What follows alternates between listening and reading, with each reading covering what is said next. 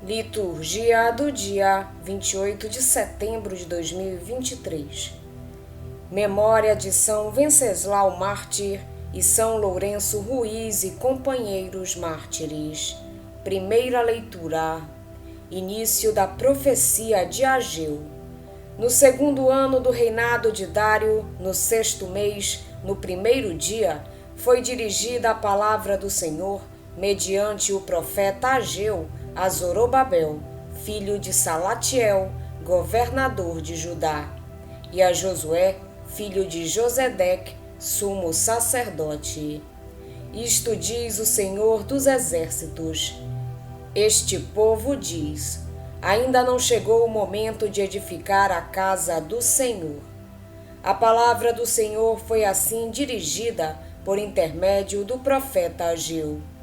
Acaso para vós é tempo de morardes em casas revestidas de lambris, enquanto esta casa está em ruínas?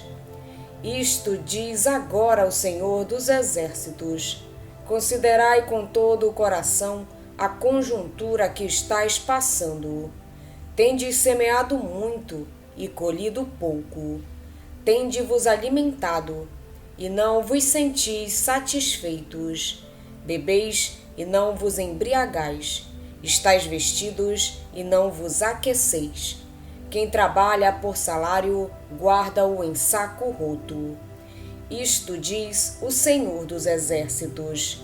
Considerai com todo o coração a difícil conjuntura que estáis passando. Mas subi ao monte, trazei madeira e edificai a casa. Ela me será aceitável, nela me glorificarei, diz o Senhor. Palavra do Senhor. Graças a Deus. Salmo responsorial é o de número 149. O Senhor ama seu povo de verdade.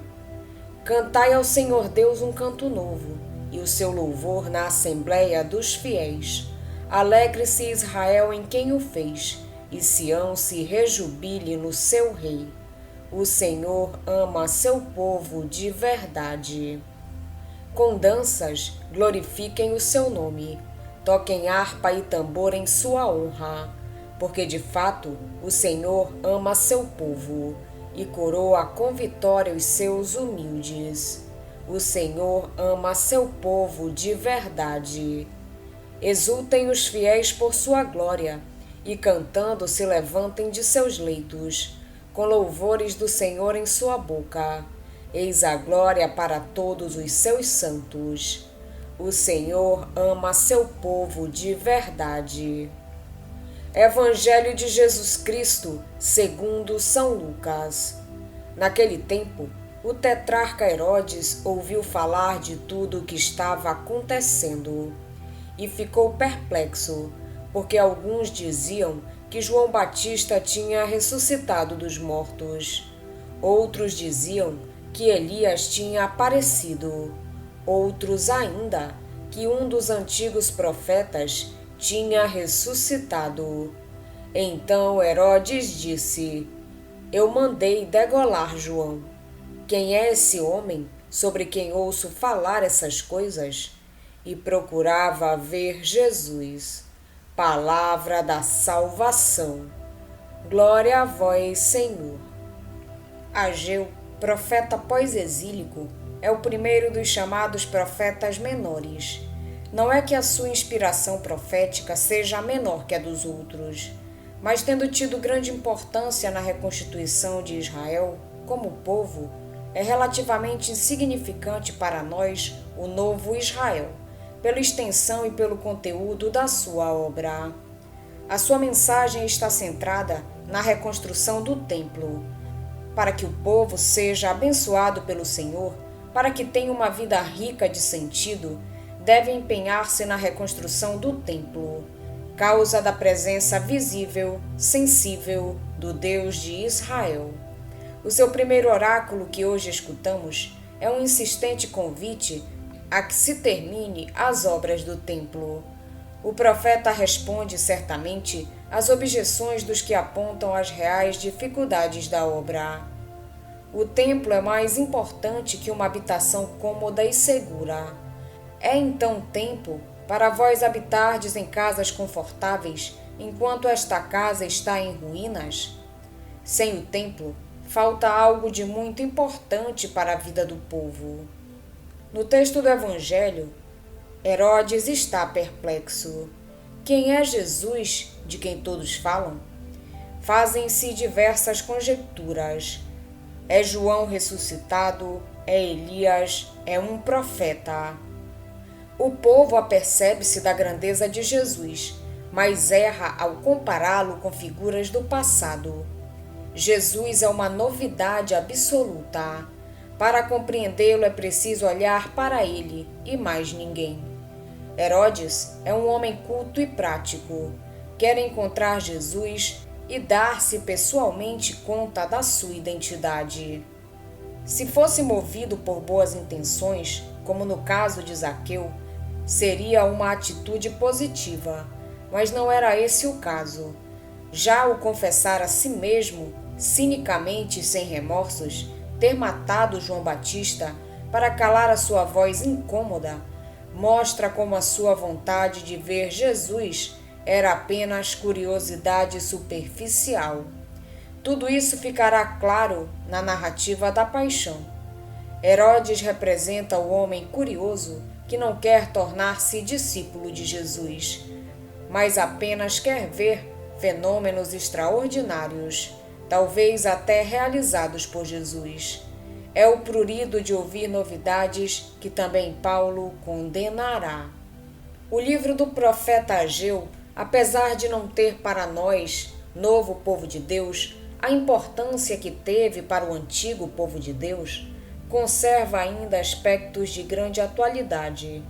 A mensagem do profeta está centrada na reconstrução do templo, habitação de Deus no meio do seu povo. Como lemos no livro de Esdras, Ciro permitiu o regresso dos exilados a Jerusalém. Passados muitos anos, já no tempo de Dário, o novo povo vivia em boas casas, mas tinha descuidado a reconstrução do templo, a morada do Senhor. Surge então o profeta Ageu, que clama: é então tempo para vós habitardes em casas confortáveis, enquanto esta casa está em ruínas? Esta advertência do profeta é uma boa ocasião para fazermos um exame de consciência e verificarmos se não caímos também nós na tentação de nos interessarmos primeiro pela nossa casa, deixando ao abandono a casa de Deus. A casa de Deus hoje é a igreja. Também ela precisa de cuidados, de serviços feitos com zelo e coragem, de testemunhos entusiastas e perseverantes. O aviso do profeta, que encontrou eco no coração de tantos santos e santas, por exemplo em São Francisco de Assis, continua atual. Subi a montanha, trazei madeira e reedificai a casa. Ela me será agradável e nela serei glorificado. Há que trabalhar na igreja para que cada vez mais resplandeça no mundo como sinal e instrumento da salvação realizada por Jesus Cristo. Trabalhar pela igreja, segundo os carismas e os ministérios de cada um, não é tarefa fácil, mas é sem dúvida apaixonante, dá sentido à vida. Por isso, tantos irmãos e irmãs se entregaram e entregam a ela, muitas vezes a vida inteira. Pensemos nos sacerdotes, nos religiosos e religiosas, nos missionários e missionárias, em tantos leigos e leigas comprometidos ao serviço do povo de Deus. Infelizmente, talvez, sobretudo nos países de antiga tradição cristã, são ainda muitos aqueles que se contentam com uma religiosidade descomprometida, que apenas procura o sensacionalismo, que não passa de conversa inútil e superficial, semelhante à de Herodes Antipas. Seguir Jesus implica compromisso pessoal, para que se realize o seu projeto de reunir o povo de Deus para o tempo da salvação. Peçamos ao Senhor a graça de um zelo ardoroso em servi-lo. que não nos limitemos a buscar os nossos interesses, mas que almejemos as coisas do alto. Hoje a Igreja faz memória aos santos Venceslau, Lourenço Ruiz e companheiros. Venceslau nasceu em 907 na Boêmia, hoje República Tcheca. Era filho do rei Vratislau, da Boêmia. Nasceu num lar dividido. Seu pai, o rei, era um homem de caráter e sábio. Sua mãe, chamada Draumira, já era uma mulher sem escrúpulos, pagã e inimiga da religião. Queria ser a governante com plenos poderes. Venceslau tinha um irmão chamado Boleslau. Este herdou a maldade da mãe. Era violento e ambicioso. Venceslau herdou a fé e a bondade do pai. Além disso, foi criado por sua avó paterna, chamada Ludmila. A avó era profundamente cristã e soube educar o neto no conhecimento de Deus e nas virtudes cristãs. Por isso, Venceslau se tornou um homem reto, com formação e caráter cristãos, e também tornou-se caridoso com os pobres. Com a morte do pai e pouca idade do santo herdeiro, a mãe, má intencionada, assumiu o governo. Mandou matar a avó e expulsou os missionários católicos. O povo revoltado, juntamente com os nobres, pressionou o príncipe para assumir o governo, e com o golpe de Estado, Venceslau assumiu em 925. Logo que assumiu o trono, tratou de construir igrejas. Mandou regressar os sacerdotes exilados. Venceslau governou com tanta justiça e brandura que com pouco tempo conquistou o coração do povo, que o amava, e por ele era concretamente amado. Protetor dos pobres, dos doentes, dos encarcerados, dos órfãos e viúvas. Sua popularidade cresceu ainda mais ao evitar uma batalha com o duque Radislau, opositor do governo cristão. Venceslau propôs que duelassem entre si para evitar a morte do povo inocente. Aquele que vencesse ficaria com o poder. No dia e na hora marcada, os adversários encontraram-se no campo de batalha. Radislau atacou de lança em punho.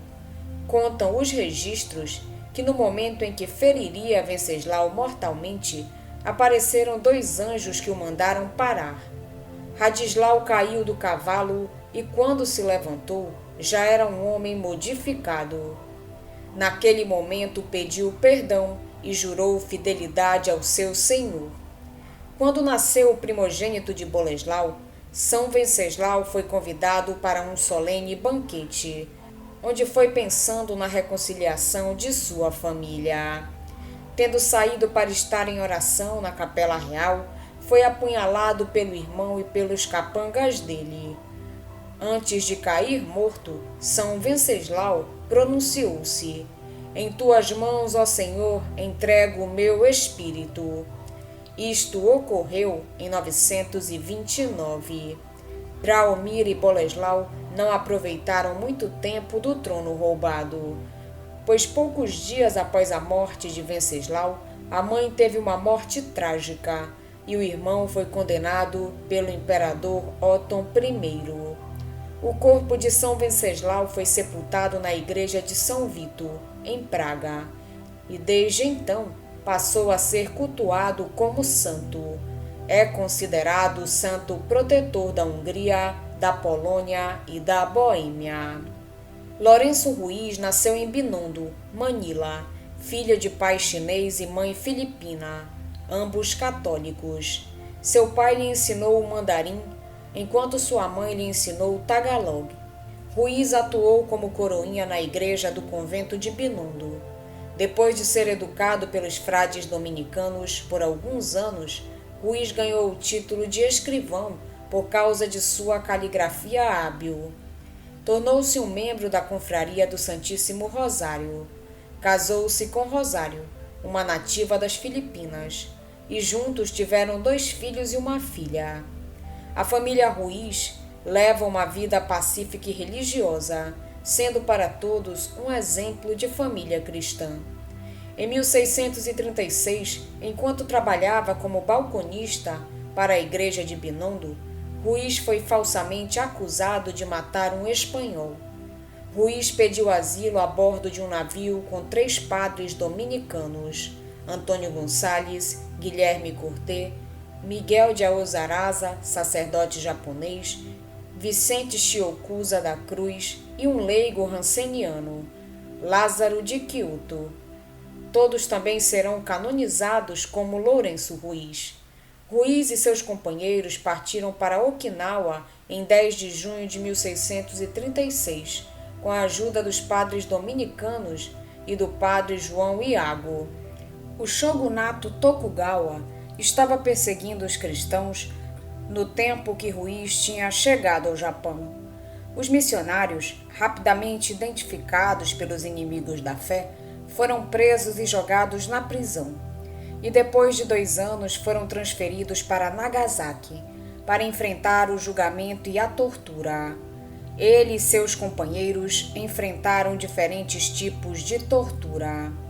Em 27 de setembro de 1637, Ruiz e seus companheiros foram levados para a colina de Nishizaka, onde foram torturados através do seguinte método: foram pendurados pelos pés, com o corpo todo atado a pesos e com a cabeça para baixo, num buraco. Esta forma de tortura era conhecida como tsurushi em japonês, ou orca em espanhol. Esse método era extremamente doloroso. Embora a vítima estivesse toda amarrada, por um lado deixavam uma maneira da mesma sinalizar o desejo de retratar-se, levando à sua libertação. Ruiz se recusou a renunciar ao cristianismo e morreu por perda de sangue e sufocação. Seu corpo foi cremado e suas cinzas jogadas no mar. Os demais mártires sofreram torturas semelhantes e ainda piores, como por exemplo São Miguel Aozaraza, que sofreu vários tipos de tortura antes de ser decapitado.